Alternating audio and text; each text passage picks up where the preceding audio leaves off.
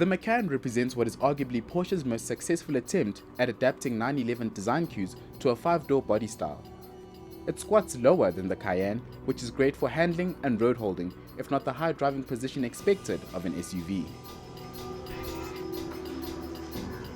Based on the Audi Q5, the Macan shares about 30% of that car's components, including the aluminium and steel monocoque, as well as front and rear suspension. Hardly what you would call a carbon copy. Practical, but never ordinary. This is how Porsche describes its new compact SUV, appropriately named Macan, which is Indonesian for tiger. They couldn't have summed it up better. In fact, is this the 911 of SUVs?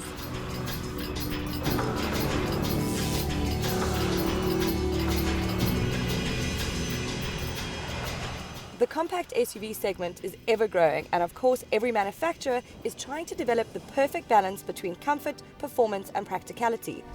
Porsche is no different, so it makes sense that they would develop a contender that sits just beneath the Cayenne and at the top of the expanding segment.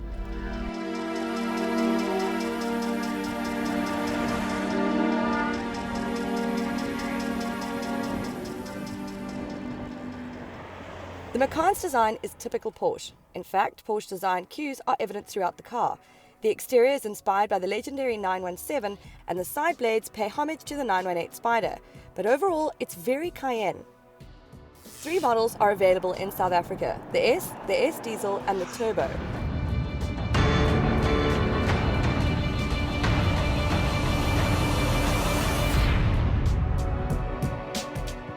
This is the Macan S. It rides on 18-inch wheels as standard, but you can opt for up to 21 inches.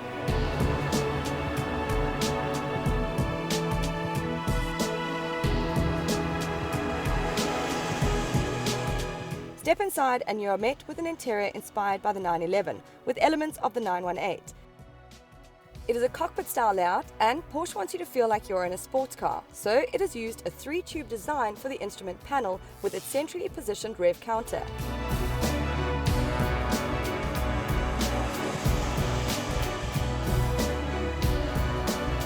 You can feel the premium quality when you sit in this cabin.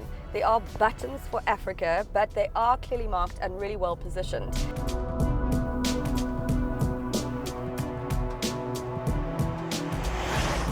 And interestingly enough, the steering wheel is also inspired by the 918 Spider.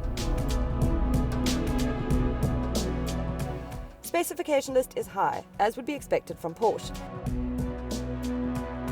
Some standard features on the model range include 2-zone automatic dual climate control, Bose surround sound system, sport button, paddle shifts, and adaptive sport seats with comfort memory package. The options list is, of course, extensive.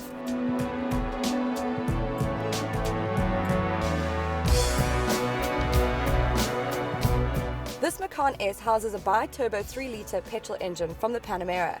It's only the turbo that has the bigger engine, a 3.6-litre V6. But back to the S. It is a punchy engine. Wait, punchy is a term you would use for, say, a small hatchback. Let's rather use potent or spirited. This spirited engine sure is quick. It is mated to the standard 7-speed PDK, which is just flawless. The gear changes are smooth and slick thanks to the gears being pre-selected. And even under heavy footwork, it's smooth and fast.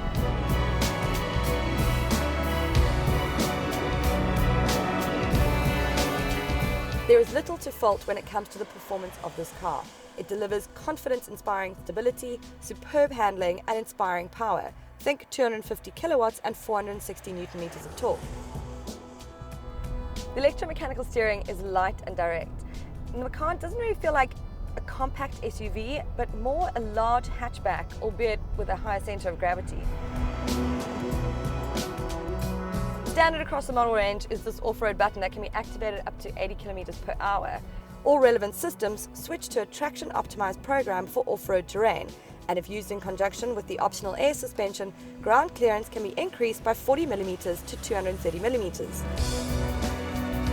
Porsche hill descent control is also standard across the range, and you can set your speed between 3 and 30 kilometers per hour.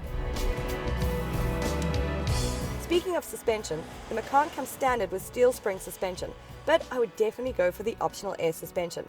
Your passengers will thank you for it. You can glide over South Africa's bad roads and sail through rough terrain without causing injury to your kidneys. It's worth the extra buck. At around 900,000 Rand, the Macan is really pricey compared to everything else. But then again, there's nothing really to compare it to. In fact, for me, there is no other compact SUV that is as convincingly sporty.